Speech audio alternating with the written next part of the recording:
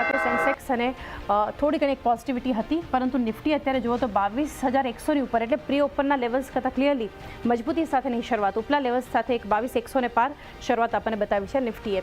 Nifty bank 48,400ની આસપાસ, ત્યાં પણ ખાસી મજબૂત શરૂઆત બતાવી છે. 5% મજબૂત છે અત્યારે index. Mid cap small cap જો બધી બાજુ પ્રી ઓપનના લેવલ્સ કરતાં એક મજબૂતી સાથેના શરૂઆત છે. 48,200ની ઉપર મિડ કેપ ઇન્ડેક્સ કે જ્યાં એક ફ્લેટ કામકાજ, લગભગ 5% આસપાસનો ઘટાડો હતો, ખાસી રિકવરી ઓપનિંગમાં જ જોવા મળી. સ્મોલ કેપ 14,870ની ઉપર 0.5%ની મજબૂત શરૂઆત બતાવી રહ્યું છે. સેન્સેક્સ 73,160ની ઉપર લગભગ 0.2 અંકની મજબૂતી સાથેની શરૂઆત ત્યાં જોઈ રહ્યા છે. એડવાન્સ ડિક્લાઇન રેશિયો પર નજર કરીએ તો 932 કાઉન્ટર્સ એવા છે વધી રહ્યા છે. એનએસસી પર મજબૂત શરૂઆત બતાવી છે તો 737 કાઉન્ટર્સ એવા છે કે આ મજબૂતીમાં પણ ઘટાડા સાથેની આપણને શરૂઆત બતાવી છે. સેક્ટર્સની ચાલ પર નજર કરીએ, કારણ કે પ્રી ઓપન કરતાં એક ઘણી મજબૂત શરૂઆત બજારે બતાવી છે, તો કયા સેક્ટર્સ અત્યારે કોન્ટ્રીબ્યુટ કરી રહ્યા છે. નિફ્ટી મેટલ 0.5% ઉપર, એફએમસીજીમાં ખરીદદારી, ફાર્મા અત્યારે વેચવાલી બતાવી રહ્યું છે, ઇન્ડેક્સ 0.5% નીચે છે. નિફ્ટી રિયલ્ટીમાં 0.5% આસપાસનો એક ઘટાડો મજબૂતી જોઈ રહ્યા છે. નિફ્ટી આઈટી 0.5% આસપાસની એક મજબૂત શરૂઆત બતાવી રહ્યું છે. નિફ્ટી ઓઇલ એન્ડ ગેસમાં 0.5%ની ખરીદદારી. કેપિટલ ગુડ્સ જુઓ થોડી વેચવાલી છે, વધારે કોઈ અત્યારે નેગેટિવિટી નથી. તો નિફ્ટી ઓટો પણ 0.5%ની મજબૂતી છે. તો ફાર્મા સિવાય બધા જ સેક્ટર્સ જે છે લગભગ અત્યારે માર્કેટની આ મજબૂત શરૂઆતમાં કોન્ટ્રીબ્યુટ કરી રહ્યા છે. તો હીટમેપ પર નજર કરીએ, કયા સ્ટોક્સ અત્યારે એક ખરીદદારી બતાવી રહ્યા છે કે એક વેચવાલી થઈ રહી છે. M&M મજબૂત છે, 2.5%. પ્રી ઓપનમાં સૌથી વધારે મજબૂત હતું. Adani Enterprises, Axis Bank, HCL Tech, Reliance, Adani Port, IndusInd Bank બધા સ્ટોક્સ મજબૂત છે. વિપ્રો આઈટીસીમાં ખરીદદારી. સામે Asian Paints, JSW Steel, Kotak Mahindra Bank, L&T, Bajaj Finserv, Cipla, HDFC Bank ત્યાં એક પ્રેશર છે. મારુતિ, એશિયા મોટર્સમાં દબાણ છે. તો સાથે જોઈએ તો Axis Bank, HCL Tech, BPCL, Power Grid, TCS જેવા સ્ટોક્સ અત્યારે ખરીદદારી બતાવી રહ્યા છે.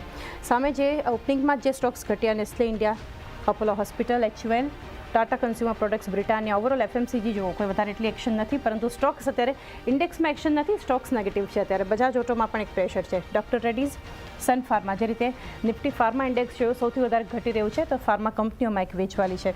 UltraTech cement, Bajaj finance, Titan, SBI life ઘટી રહ્યા છે. તો ONGC, NTPC, SBI, Tech Mahindra, Infosys જેવા સ્ટોક્સ અત્યારે મજબૂત છે. કોલ ઇન્ડિયા અને ગ્રાસિમમાં પણ એક ખરીદદારી થતી જોઈ રહ્યા છે. યજ્ઞેશ, એક વ્યૂ લઈએ આપની પાસેથી. 22,150 અત્યારે જોઈ રહ્યા છે. પ્રી ઓપન કરતાં ઘણી મજબૂત નિફ્ટી બેંક 48,360ની ઉપર, ત્યાં પણ એક મજબૂતી આપણે બંને ઇન્ડેક્સ 5% આસપાસની મજબૂતી આપણને બતાવી રહ્યા છે. સેક્ટર્સ લગભગ અત્યારે બધા પોઝિટિવ છે. કઈ રીતે આ ઓપનિંગ તમે જોઈ રહ્યા છો બજાર માટે? ઓવરઓલ જે રીતે નિફ્ટી ઇન્ડેક્સમાં ગઈકાલના ટ્રેડિંગ સેશનમાં જે પ્રાઇસ એક્શન જોવા મળ્યું હતું અને FIS તરફથી જે ડેટા જોવા મળ્યા છે, કોલ અને પુટ બંને સાઇડ પર સ્ટ્રોંગલી બાઇંગ જોવા મળ્યું છે અને ફ્યુચર ઇન્ડેક્સમાં પણ આપણે જોઈએ છે તો કોન્ટ્રાક્ટ્સ બાઇંગ સાઇડ જોવા મળ્યા હતા. સ્ટ્રોંગ શરૂઆત છે. જે રીતે FISની પોઝિશન છે, ડેફિનેટલી એક લાગી રહ્યું હતું કે લોઅર લેવલ્સથી રિકવરી જોવા મળી શકે છે. હજુ પણ રિકવરી આગળ વધી શકે છે. 22,220 એક ઇમ્પોર્ટન્ટ ઇન્ટ્રાડે રેઝિસ્ટન્સ લાગી રહ્યો છે. એની ઉપર અગર આપણે ક્રોસ કરીએ છીએ, સસ્ટેન થઈએ છીએ, તો 22,300 સુધીની પણ રિકવરી જોવા મળી શકે છે. અને બેંક નિફ્ટીમાં પણ વાત કરીએ તો ઓવરઓલ પ્રાઇવેટ સેક્ટર બેંકમાં વ્યૂ પોઝિટિવ છે. HDFC bank, axis bank component positive લાગી રહ્યા છે. તો મારા હિસાબે એકવાર 48,500ને રિગેન કરીએ છીએ આપણે, એની ઉપર સસ્ટેન થઈએ છીએ, તો આપણને એક શોર્ટ કવરિંગની રેલી 48,900 થી 49,000 સુધીની જોવા મળી શકે છે. તો ઓવરઓલ બંને ઇન્ડેક્સમાં વ્યૂ પોઝિટિવ છે. બંને ઇન્ડેક્સમાં એક વ્યૂ પોઝિટિવ આપણને એક બનતો બતાવી રહ્યા છે. એની સાથે નજર કરી લે હવે અન્ય સ્ટોક્સ તરફ. તો અમિત, પાવરગ્રીડ 2% મજબૂત છે. 260ના ડેઝ હાઈ પર સ્ટોક ટ્રેડ થઈ રહ્યો છે. કઈ રીતે સલાહ રહેશે કંપની પર?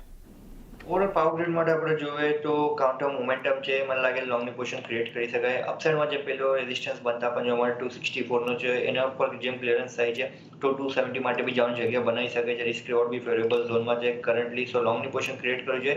256નો સ્ટોપ લોસ રહેશે અને અપસાઇડમાં 264નો પહેલો ટાર્ગેટ અને એના ઉપર 270નો બીજો ટાર્ગેટ. 256 સ્ટોપ લોસ, 270 રૂપિયાના લક્ષ્યાંક ધ્યાનમાં રાખો. ખરીદારી તમે કરી શકો છો. કાઉન્ટર પાવરગ્રીડ માટેનો એક વ્યૂ છે. ત્યારબાદ BPCLમાં પણ યજ્ઞેશ જોઈ રહ્યા છે અત્યારે લગભગ 2%ની મજબૂતી. 254 ડેઝ હાઈ અહીંયા પણ બન્યા છે અત્યારે. BPCL કઈ રીતે સલાહ રહેશે ચાર્ટ્સ પર આપની?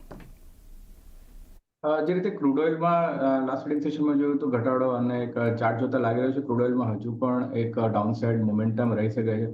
ઘણા ઇમ્પોર્ટન્ટ લેવલ છે કે નીચેમાં $66, $65 એક સપોર્ટ છે. અગર એને બ્રેક કરે છે તો પોસિબિલિટી લાગી રહી છે કે ક્રૂડ ઓઇલમાં હજુ ઘટાડો એક નવો એક્સટેન્ડ થઈ શકે છે નીચે.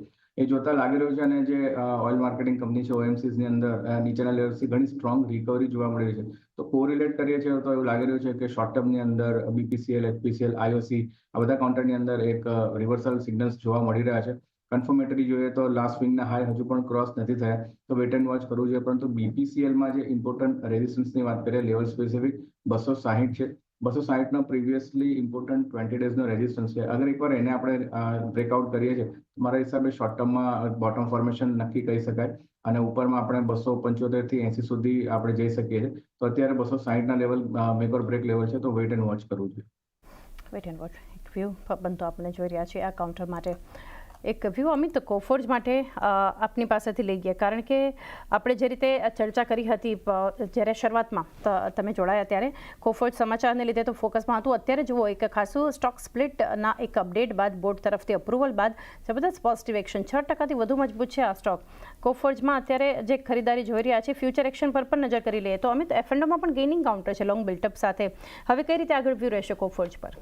એ શબ્દ આપણે જોઈએ તો જે મેં જણાવ્યું હતું કે 200 DMA ના સપોર્ટ પર જે ગઈકાલના સેશનમાં ક્લોઝિંગ આવતા પણ જોવા મળ્યું છે, અને જે મેજર સપોર્ટ ડાઉનસાઇડમાં બનતા પણ જોવા મળ્યું 7100નો છે. કરંટ રિસ્ક ફેવરેબલ ઝોનમાં છે. અપસાઇડમાં હવે જે નેક્સ્ટ એનાથી સપ્લાય ઝોન બનતા પણ જોવા મળે છે, રેઝિસ્ટન્સ બનતા પણ જોવા મળે છે 7770નો છે. તો મને લાગે છે જ્યાં સુધી હજી સ્ટ્રેચ થતા આપણને જોવા મળી શકે છે. ઇન્ટરડે ફ્રન્ટ પર મને લાગે છે થોડીક બ્રેક લાગી શકે છે. સો કરન્ટલી વેઇટ કરું છું ઇન્ટરડે ફ્રન્ટ પર મને, બટ મને લાગે છે બાય ડિપ્સની સ્ટ્રેટેજી રાખો, નીચે મળે છે ડીપ તો ડેફિનેટલી લોંગની પોઝિશન ક્રિએટ કરવી જોઈએ. ડિપ્સ અને